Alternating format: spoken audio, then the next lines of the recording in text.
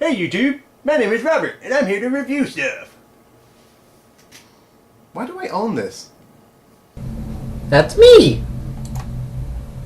YouTube, it occurs to me that I should really stop reviewing things for the birthdays of my friends, because they all seem to hate me.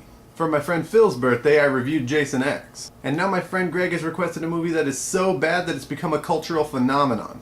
But I guess Greg is still a superior friend because he didn't come over and watch the movie with me. But Greg did, and that's why I'm presenting you my review of Sharknado. A bunch of guys are out in a boat trying to catch sharks, but Mother Nature decides that she wants to show them how it's done. So she throws a tornado out there that starts sucking up all the sharks and starts driving them into land. Surfer and bar owner Finn Shepard is one of the first people to be hit by this, destroying his bar and leaving his friends Nova and Baz out of work, and leaving local drunk George out of a hobby. Finn decides that he needs to get to his estranged wife April, his daughter Claudia, and his son Matt to rescue them so that the group can get together and figure out how to punch this Sharknado in the face. And their actual solution is not much less ridiculous. You know what? Fuck this movie. Fuck anybody for ever having mentioned this movie in my presence. Fuck Greg for making me watch it. Fuck Greg for watching it with me. Truth be told, I had a pretty good idea of what I was getting myself into, but I was still underestimating its stupidity. And if the title itself didn't scare me off, it was all the trailers that preceded it. Because that's when I realized this was a movie from The Asylum, a film group whose only original idea was to steal other people's original ideas.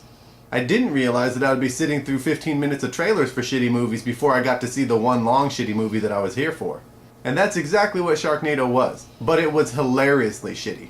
I found myself wondering in this movie if this was intentional or by accident, if it was their attempt at comedy through a tongue-in-cheek shitty movie.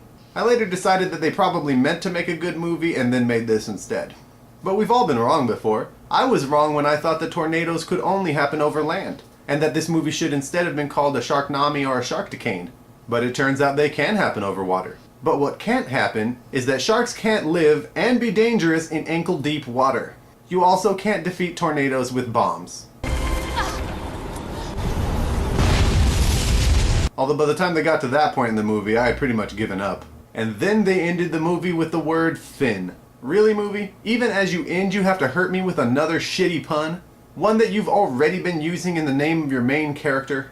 The look of this movie was also bullshit. 90% of the movie felt like it was stock footage, and the rest of it was just shit. It's even worse than all those other Asylum movies, and that is a horrible thing to say. But at least it wastes no time getting into that bullshit, if that sounds like a compliment. They dropped that Sharknado on us within the first minute or so. This movie has clearly never heard of foreplay. But then they proceed to have no idea of how a shark works. Now, I'm no expert on sharks, but I'm pretty sure they can't suck someone into their mouth like spaghetti, nor can they bite through the roof of a car that they are laying on top of. I'm pretty sure their heads don't point straight down like that. I'm also no expert on cars, but I am pretty sure that biting a hole in the roof of a car will not puncture its fuel line. I'm also pretty sure that a car with a fuel leak will not explode if it's soaking wet and nowhere near flame or a spark.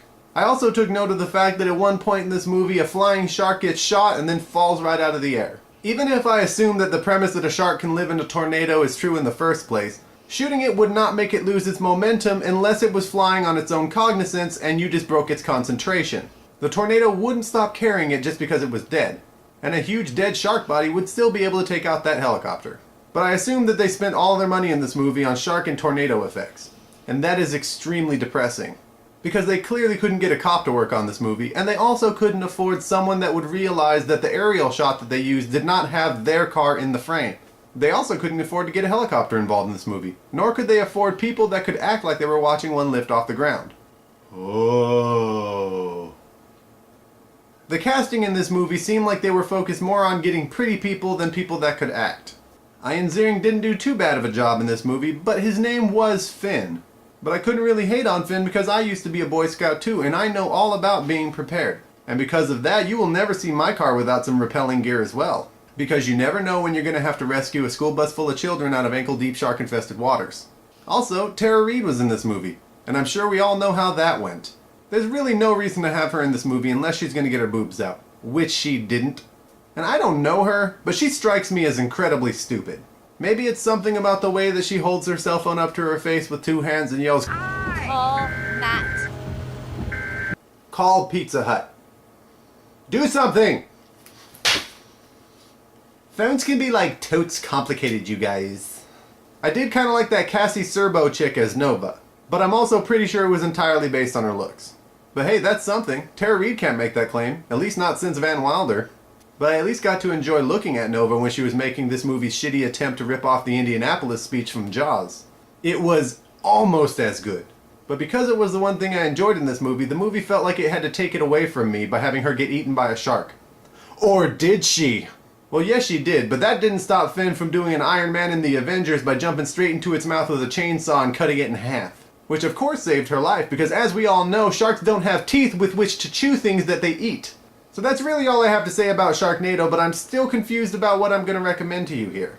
Because this movie is extra super terrible, but in a deliciously campy way that makes it great to just sit around and make fun of. And if you can't think of jokes, it will supply them for you. So I guess I'm saying you should watch it, but don't you dare go into it thinking that I said anything good about this movie.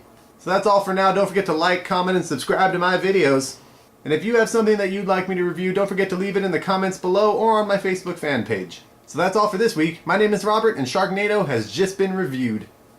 Nom nom nom.